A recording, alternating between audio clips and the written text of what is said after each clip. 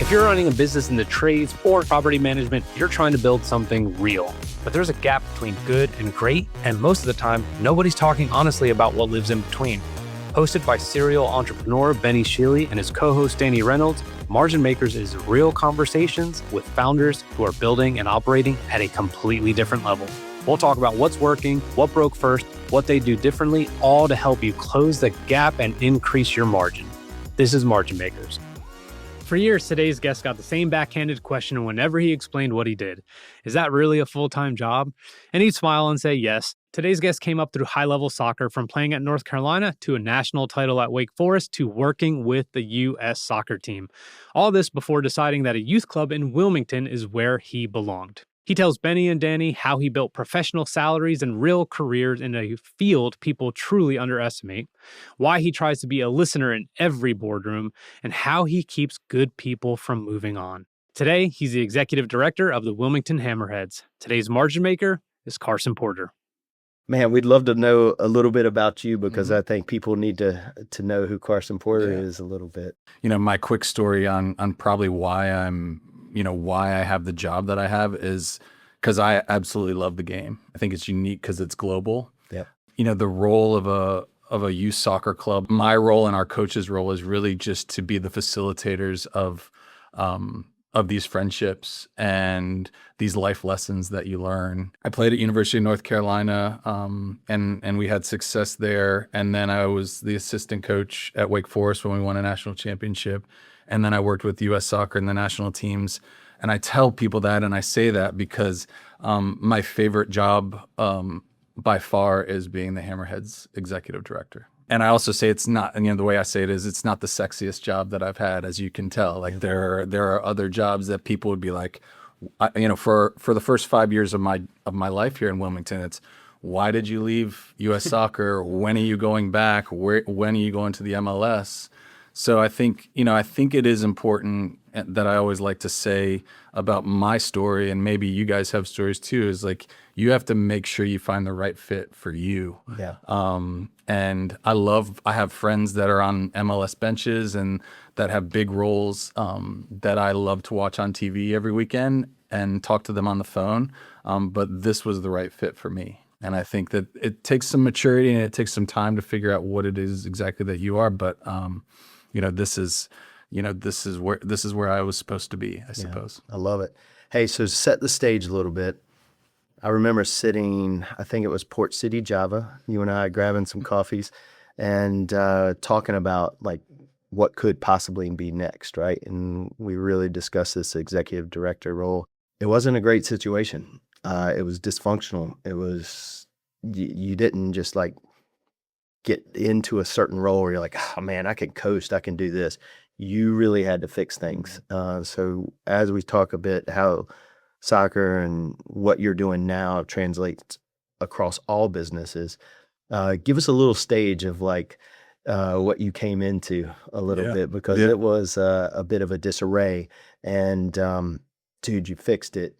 And not only that, I mean, you took it on to crazy heights. So cool. Yeah, no, I would try to explain some of this stuff to my wife during those days, and she just really wouldn't get it, But this is also where it's connected to other industries and other places. There was just a disconnect between like what we were and what we wanted to be, and also just a cultural issue of like how we were going about things, and what was the voice of the leadership in terms of driving things and prioritizing what was important. And so I think the thing that, again, for me is like, you always want to be a place as someone who's in your career where you're wanted and needed. And I felt like all the job experiences that I had kind of gave me the confidence, which I think, again, is I was able to say to people, no, we're going to do it this way, where there might be another executive director maybe that didn't go through some of the stuff that I said, that maybe thought about something or thought, oh, I might do it. Maybe this parent is right, or maybe this board member is right. And I think I was able to have some experiences to say respectfully, because you got to listen to people as always, is like, listen, Benny, I'm telling you that this is the way we need to do it. And then the second thing that I think is just the ultimate, quality that, all of us need is just patience. Yeah. To kind of bring it back to the question is like, it was here's what I loved about it. I loved the community. I felt welcome. I felt sort of allowed to say some of the things that I was saying and appreciated. And we had this big old piece of land that, we'll probably talk about on a business side. And there was this murmuring of like, maybe we'll have some soccer fields out there one day. And that was really interesting to me. And I thought there was a chance to really steer a ship, to drive a culture. And that's what has ended up being probably one of my favorite parts of the job. I obviously coming from a soccer background myself and having a family that have ran a soccer club and understand how hard that is, and understand that I also have a brother that was in your position, very much the man, had to make the decisions and had to kind of build a curriculum.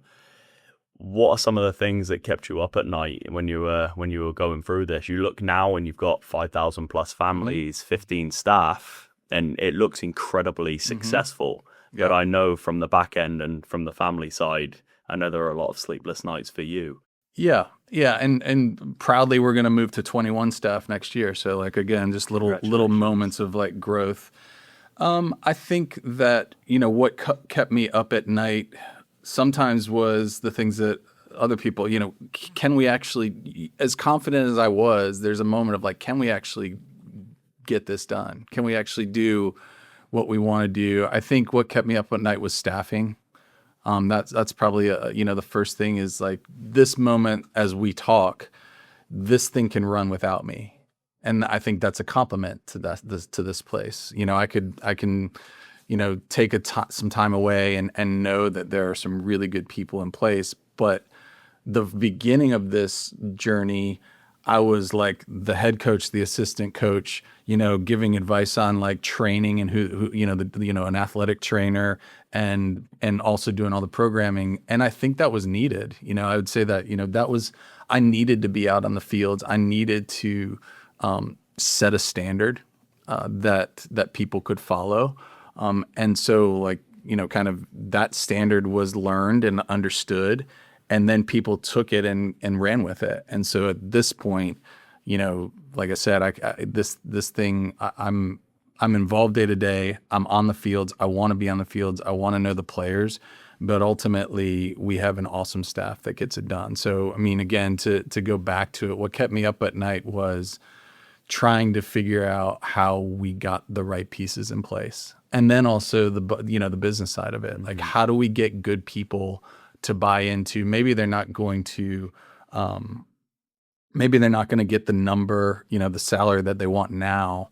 But hey, we want you to feel a part of this. We want you to have ownership and stick with us and stick with me, because we're going to get you to where you need to be. And we're going to become, another, you might be able to move on, but, and I'm going a little bit off the direction, but the other thing that I'm really proud of is that we don't have very many people that move on. We try to build a community where there is consistency, because we are in this great community that all of us love. So yeah, we're able to be competitive now with salaries, and we're able to build more full-time salaries where, you guys know 10 years ago and certainly 20 years ago, I couldn't help but be offended when people said, "Is that a full-time job?" when I tell them what I do. And I still get it too. I still get it every once in a while. Like, "Is that a full-time job?" It's like, well, yeah, it actually is. I know that that's, I'm actually really good at what I do. I know that's 20 hours. That's crazy. But so that kind of professionalism was probably the most important that kept me up at night at the beginning.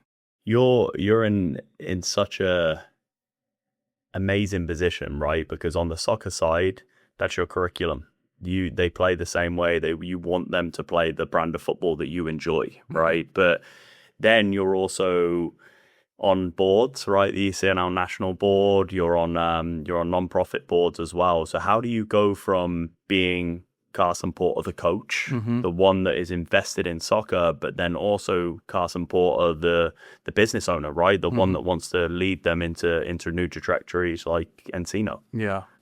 I think how do I lead that? I think I am more the second one these days than I've ever been, and that's not a good thing or a bad thing. That's just what is asked of me. So making sure that we're in the right leagues, we have the right facilities, we have the right processes in place, and we have the right staff. And probably the most important thing I do from the soccer side and the technical side is getting the right staff in place. So that we've said that before, but oftentimes Will Heaney and several other of our staff, they take the concept of curriculum and they run with it.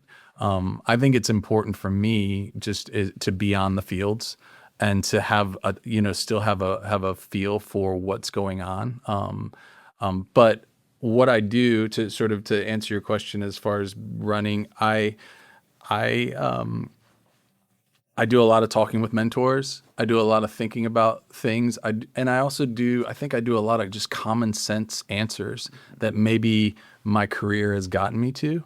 And so when I'm on these ECNL boards, I try to be the listener in the room, and I try to, when I talk, it has substance.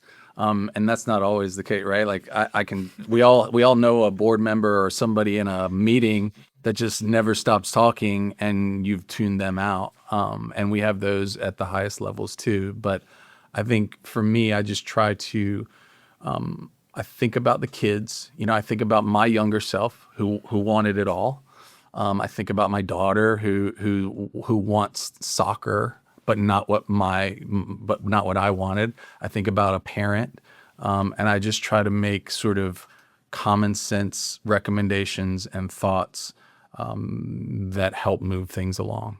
And I think that's that's a kind of a, I don't know if that's exactly what you were asking, but I mean, that's some of my thoughts on that. But yeah, I do a lot of the business side, on Monday through Friday, and then I try to be a soccer coach / fan on Saturdays and Sundays. A fan, I like that. We know the club the fees and whatnot doesn't pay the way, all the way. So you really have to depend on sponsorship, community involvement, people coming together. But sponsorship is a big deal, right? And I get asked all the time, hey, would you sponsor this? Hey, would you do this? Would you do that? And then as a business owner, I always look at it as like, these are big checks. What's my ROI? What am I getting out of it? What's the activation? You've got a pretty long-standing sponsor in this community that I think is fantastic. What are you doing for activation? Like, where does your head go so that you're like, you can't afford not to be a part of this club? I tell the story as much as I can. I tell the story about your son. I tell the story about teams. I tell the story about kids that are doing amazing things, that played for our club inside of soccer, outside of the soccer. And I tell my story. I tell my story about what the game did for me. And I do that as much as I can. Right. To really anybody who will listen to me. And, I think the sponsorship, there was a time, when we look back, where sponsorship was a very fancy word for donation. There you go. At our club. And so everything I just said about the story is, we want you to get something out of this as a business. We don't want you to just you just give us a donation. We want you to be a sponsor, that you have goals of this sponsorship. And so again, going back to that is like, I listen to what people want. So I meet with Emerge, the director of marketing, and I listen to what she's thinking about. And right now she's thinking about how do we teach our kids and our families what the step-by-step process is to get to Emerge when my kid comes home with, just a little ache and pain, or when it's really sharp and really serious and maybe scary, where there's a bone broken or an ACL torn or something like that. She's thinking through, and I'm thinking with her, how do we make sure we tell that we guide people the right way with messaging and talking? And so then what happens after that, to the question about how do you keep sponsorship, then we become a team, Right.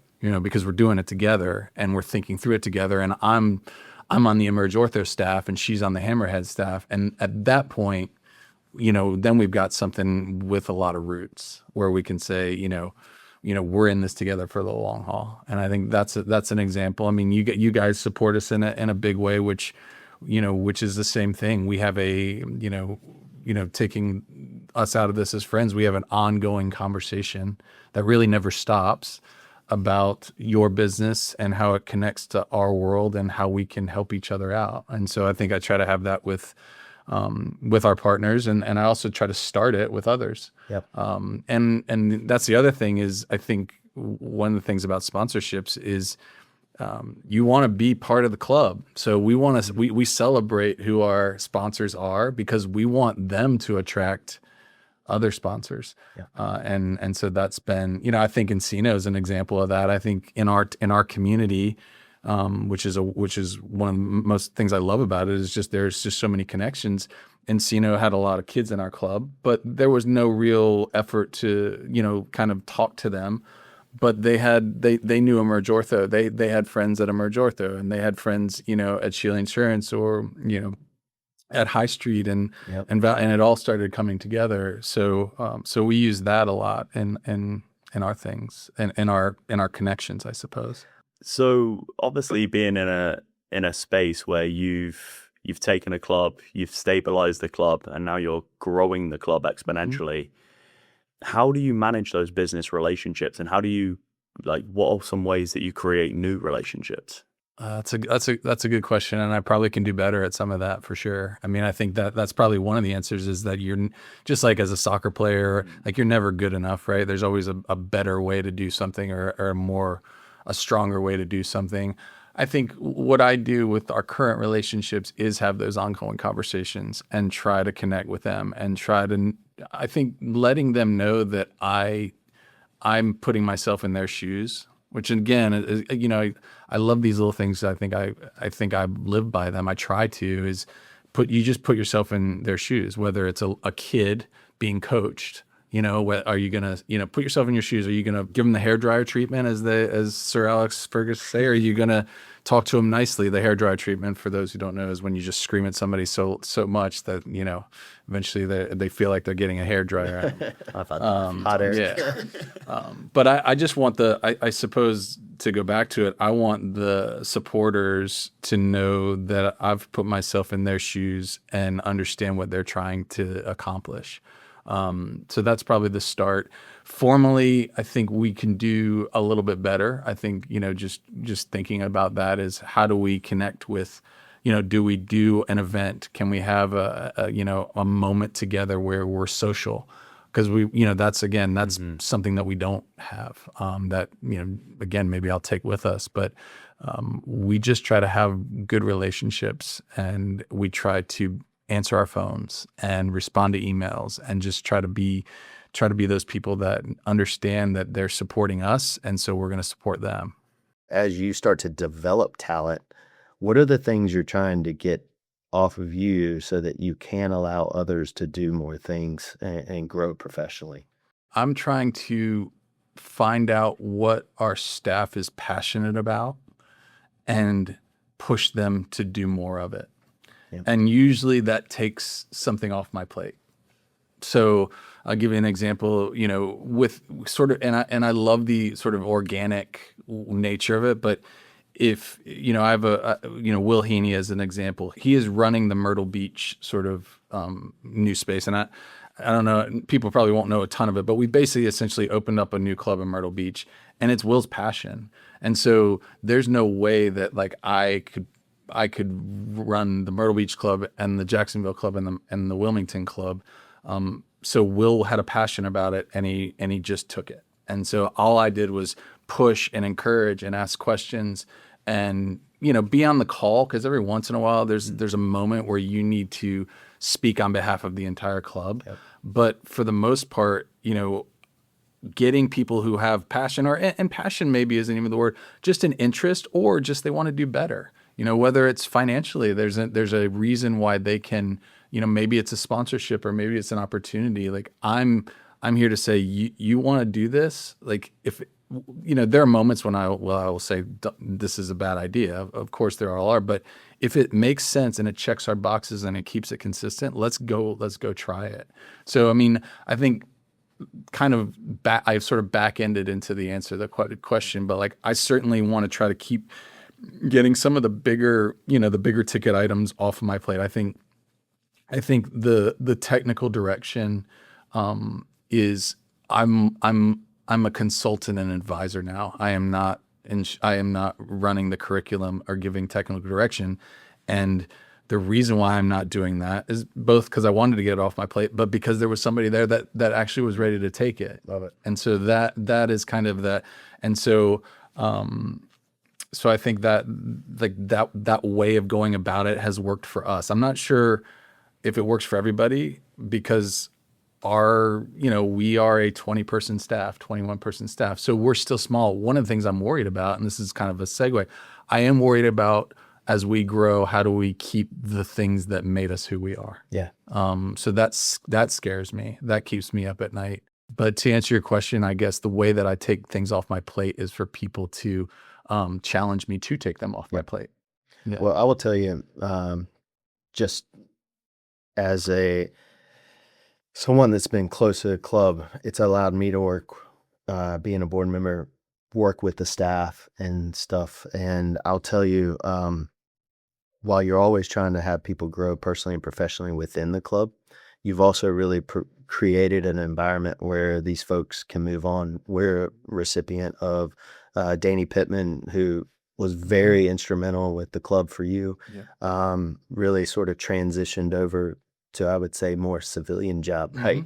Yeah. And man, she's been fantastic. But I think a lot of the hard stuff she had to go through, with the club and the sort of the youth side and sort of the academy side, and just managing chaos, what I would call like herding cats. It's really transitioned really well over into our space, and we are just absolutely really lucky to have someone like that. But I mean, you've had other scenarios where these coaches and people that have been part of it have transitioned out into other businesses inside of Wilmington. So thank you for helping. No, that's cool. Yeah, Danny was always great. And I would say, one of the things that, I hope that a characteristic that I think is important, just kind of as you talked, is there is a calmness that you need in order for this to work, meaning I can't react to a result. I can't react to, so I think one of the things that it does well is like there's a patience and a calmness, because the world of youth sports is, you're dealing with your kid, your child, the person you love, the most, your money, your time. So you got to take things on in the right sort of manner, which probably translates to high pressure environments, right? Because I think, I can I can get, sort of passive aggressive text messages that basically, I mean, I say this kind of casually, but they feel like they're picking a fight. I feel like I feel like somebody's picking a fight with me, and like, there's no way that I'm going to bite on that. Right. Like, there's no way that I'm going to sort of take that. Like, we are going to sleep on it. And then I'm going to call you on the phone, and I'm going to talk to you like a person. Probably by the end, which is more times than not, we're going to be okay. Yeah. And it's not as big of a deal as we thought it was, So like, those are kind of things I think, like being able to transition into the world. I think that's something that is important to me. I mean, this is not for everybody. It's a unique job. But I think you learn a ton of stuff about leadership and about organization and about communication that you can take with you wherever you go. Yeah, absolutely. Yeah.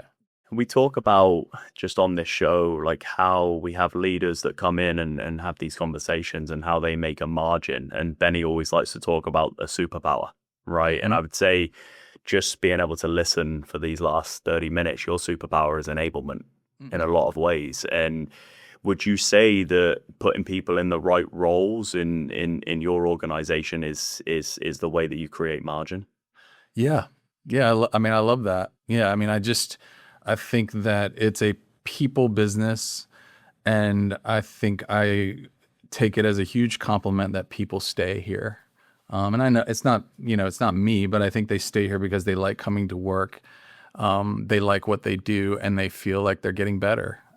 So yeah, I hope that is a superpower. I think the growth of someone is something that is probably, maybe it's a superpower of mine. It's probably my greatest reward of that stuff. And it doesn't happen overnight. It takes time, and you have to be patient with people. But getting people in the right place and seeing them enjoy their work and excel, and then wanting to be here is like, what else could you ask for?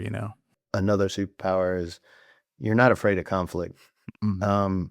And you are one of the things I sort of look up to is like when I watch you and there's situations where I'd be hot. How do you stay cool on some of this stuff? And you're not afraid of conflict, but you have these rational conversations in a way that sort of diffuses things.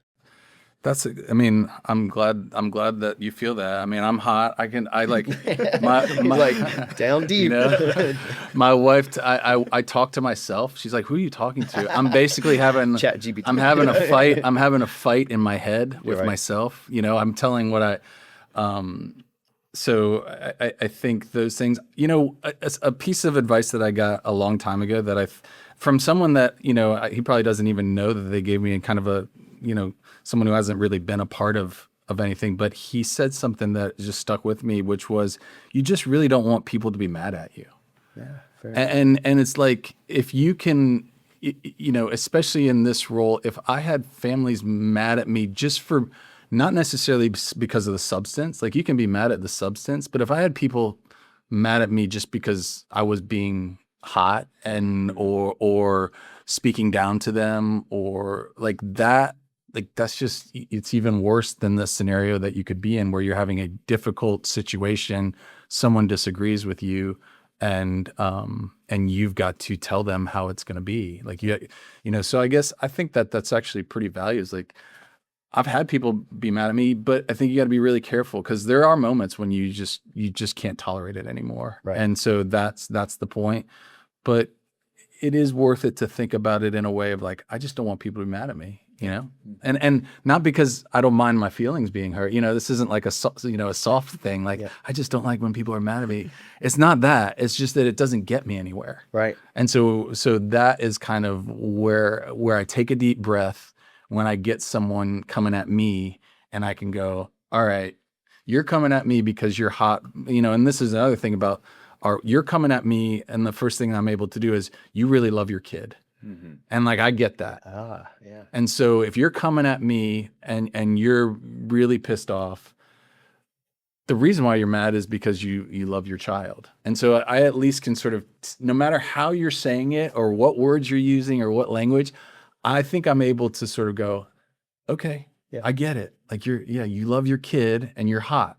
And so I'm going to respect that and take that in and sort of, I'm going to respond in what I think is the right way, even if you call me names or think we're, all these bad things. So I think that was a good little, it's not monumental, but just like a good little piece of advice when you're in sales or you're communicating or you're doing, you just resist the urge to do some of those things that might just heighten the, just make it hotter than it already is. And listen. And as listen. well. That's the biggest thing. Yeah. Where do you see Hammerheads in 5 to 10 years? What's your goals? I have really tried to focus on being a member of a club and what that means, because there's these talking points. So there was a time, and I think it was a long time ago, but there was a time when being a member of the Hammerheads meant we also wore the same uniforms, and that was it. Like there was nothing else that bound us. We all wore the same uniforms, and we said some nice things about being on the club. But I've been really working on like, all right, I have a team experience, and I have a coach, and I have a team, and I have a practice assignment, and I go play games, and there's that piece of it. Then what else can we do as a club to make you just love the game? So what does that look like? Like we do pickup soccer now on Friday nights, which I think is Like it's one of my favorite things. So Friday nights, especially when the weather's warm, and I have kids too, because it also is a good, you realize, well, what are we doing tonight? Like there's the worst, my wife and I will laugh, but like the worst sort of weekend of sort of parenting is when you have zero plans. Yep. It's like, oh God, what are we doing now? But so the thought was like, all right, Friday nights, the weather's nice. We're just going to literally turn the lights on and let you go play pickup soccer. So that has nothing to do with whether you're an ambitious player, like we spoke about, whether you're an inclusive player. We let the adults play, like whatever, just go out. We were going to give you bag of balls, cones, pennies. And so that's being a part of the club. That has nothing to do with being on a top team or a second team or a third team. We're going to do a World Cup watch party. Right. So that's like really fun. So that, again, what are the things that have nothing to do with sort of my team or my skill level or my ability, but really just because I love the sport. And so we're going to try to do a World Cup watch party. And basically it's a big movie screen, and we're going to get a bunch of food trucks out there, and hopefully everybody's going to enjoy. We're going to be able to kick a ball, so the kids will play for the first, hour and a half of the night. It's a Friday night. And that, again, has nothing to do with whether like we're a part of a club or not. So I think that gets harder as you get bigger, just to sort of say that. Like I just want people to feel like the world of having a youth soccer experience is never perfect. It just won't be perfect. So my thought is, how do we sort of counter that with moments of being a part of a club that have nothing to do? Like, okay, we had a losing season, or whatever that looks like, or our coach, we think our coach could have been better, or all those things that are just ongoing. Well, yeah, but like we love this club. We love going to pick up soccer. We love going to we love going to the World Cup watch party. We love going to watch other teams play. So that's part of it. But as we have to build those in other communities too. And I think that's a huge challenge. So how can we make the facilities better in Jacksonville?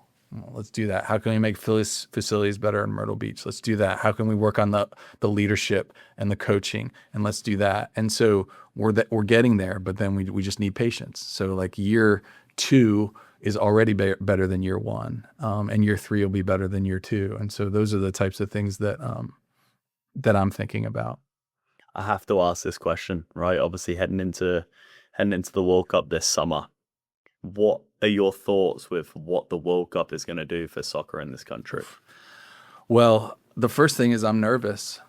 I am. I mean, okay. I'm nervous. I'm worried about ticket prices. I'm worried about filling the seats. I'm worried about filling the stadium. I want our country to to shine here, and I think we will, but I'm nervous just because of some of the talking points that you see out there. It is the world's greatest sporting event. It's the biggest stage. Everybody will be watching, and so I'm nervous. Just as a person totally invested in the growth of the game in our country. And at the same time, I'm super excited. I mean, I can't wait to go to, I'm going to get to 2 games at least right now, which is amazing. I went to the 94 World Cup as a kid, so I have that experience in me. And I mean, we all have these stories. I mean, I remember watching the 90 World Cup with Jurgen Klinsmann, who I ended up working with. I think that's probably the first word. And that's, it's just you're invested, and we're all part of this. And I hope we get it right. Carson, man, thank you so much for joining us. Yeah. If I don't have a child yet, and hopefully not anytime soon, but if I had a child and my child was interested in soccer, how can we find you? Well, our website is a good start. I think we try to do our storytelling on social media. So those are the first 2 places, and then. Again, not to be long-winded, but one of the unique things about our club maybe is that we have a home, and that's maybe the best thing. So anybody's welcome at Encino Sports Park. It's our home. There's not a ball that is kicked anywhere else in this city, obviously in Jacksonville, Wilmington. But if you were a parent in Jacksonville, Wilmington, Myrtle Beach, you can find us on the website. If you're a parent in Wilmington, which is kind of our home base, then you can come out to the park anytime you want. Love it. Thanks, guys. This was really fun.